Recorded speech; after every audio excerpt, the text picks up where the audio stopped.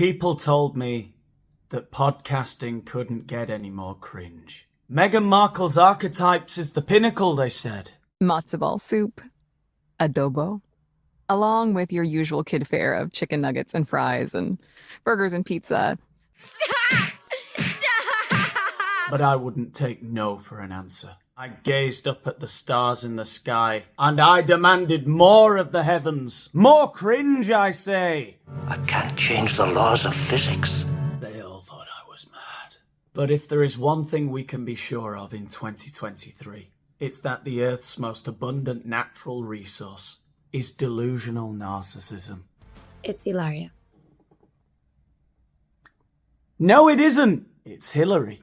That's right, folks. Hilaria has a podcast.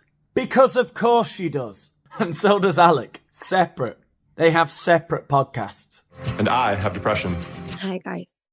It's been an emotional time for my family. And shut those animals up before this volcano of a personality explodes.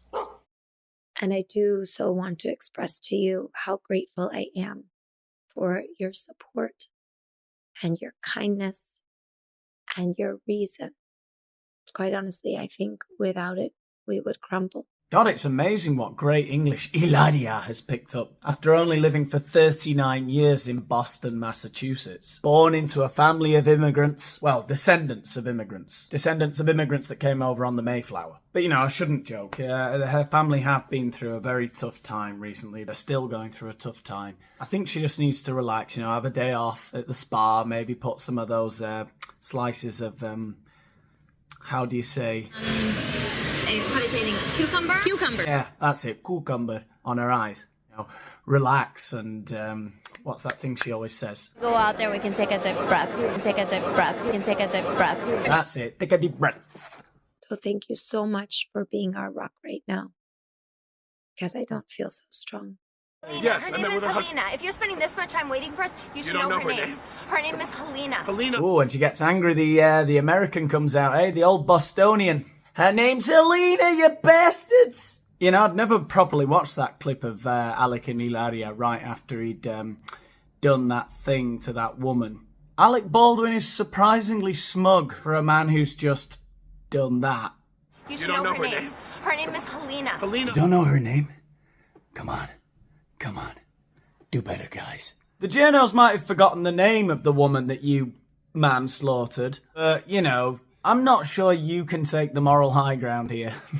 Kids are sponges, and while certain conversations are not always age appropriate, we cannot deny that they don't feel the energy and pick up on certain things in the family and at home. I wonder at what age they're going to start to pick up on the fact that their mother claims to be Spanish despite not being Spanish. Also, parenting little people can be stressful regardless of added stress. Parenting little people? Have they adopted a dwarf? I imagine that would be stressful. How domitable are dwarves? I don't imagine they take kindly to being so patronised. Poor little bugger. He's so small. He's like a dog or something. So today we are speaking with Dr. Hilaria Baldwin about how to take care of our children and ourselves when times are hard. This is Witches Anonymous. I'm Michelle Campbell-Mason. And I'm Hilaria Baldwin. And we'd like to welcome Dr. Hilaria Baldwin. Oh, snap. The guest is called Hillary too. That could get confusing. Could get confusing for Hilaria. She might start responding to the name Hillary. You know, like she did for the first 25 years of her life. Because she was born and raised in Boston, Massachusetts. As Hillary. I feel like so many of us have a certain amount of gasoline in our bodies every single day, regardless of added stress in our life.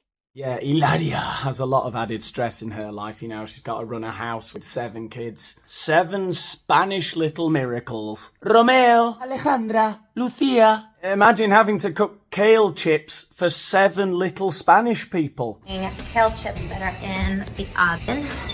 Actually, these ones are spinach chips today. Sometimes I make kale, sometimes I make spinach. But if I don't call them kale chips, the kids won't eat them. Ooh, I hope you're hungry, Carmen Gabriela. I hope you have room for all the kale chips, Rafael Tomas. They're not really kale chips. They're, how do you say, espinacas chips? And plus she's running a household with 7 little Spanish miracles, and she has to do it in 2 languages. I hear somebody knocking the door. Carmen, is it you? Can you give me like 2 minutos? I don't know what she just said, but what a talented woman. I was given great advice many, many, many years ago. What is it with narcissists that they always have to say everything happened many, many, many, many years ago? Meghan Markle did it in her podcast all the time. Nothing happened many, many, many, many, many years ago when you're 40 years old. When did they give you this advice? When you were 4? There should be some kind of rule about what age you have to be to say stuff like that. I think I've realised what it is. I think it's because these people are so used to talking out of their ass, just completely lying about everything, that even something mundane like getting a piece of advice, when they're telling you how they got that piece of advice, they have to give it extra weight and they have to distance themselves from it so you can't trace it. Yeah, even at that young age. And it's so funny because I remember when I was young, I can't put a number to it. I would imagine We like don't 12 want a number or because then 13. they're going to try to do the calculations. I don't believe It it. happened many, many, many, many years ago in a different country. The person who gave me the advice, that they died tragically. It was horrible. They have no surviving relatives. I was given great advice many, many, many years ago, which had nothing to do with parenting. But they said to me that the key to anything successful in your life is to be inside and outside at the same time.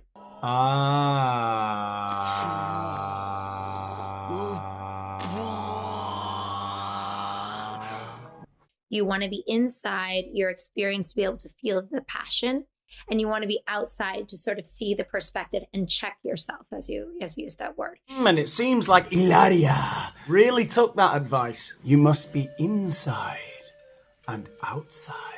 You must be at once a Bostonian girl named Hilary and a Spanish woman named Hilaria.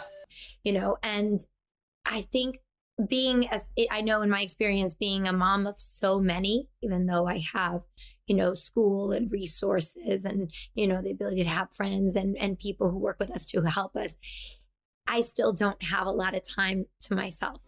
Can you give me like 2 minutos? And so what I've learned is practicing on the go sometimes, and it didn't, when I had fewer children, I may have had more time to do the self-care that I would love, of meditating and stuff like that. And now I find that a lot of it is being in the moment of noticing my shoulders, check, noticing my brow, check, noticing my jaw, check, and constantly scanning. And of course, I'm very yoga connected. But it allowed me to get away from the excuse of, I don't have time for that. What?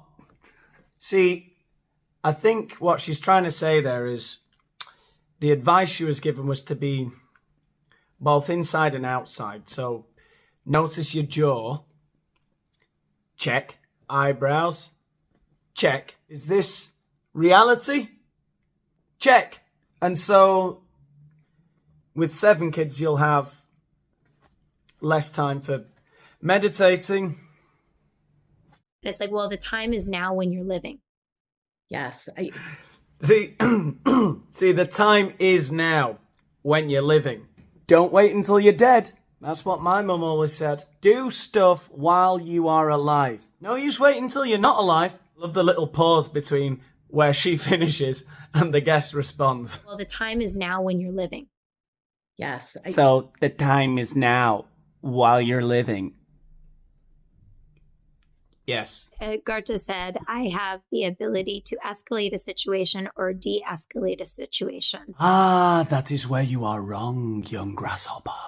For you see, Hilaria, one can both escalate and de-escalate a situation at the same time. Yes, your body may look like it is in Boston, Massachusetts, but in your mind, you are in Mallorca.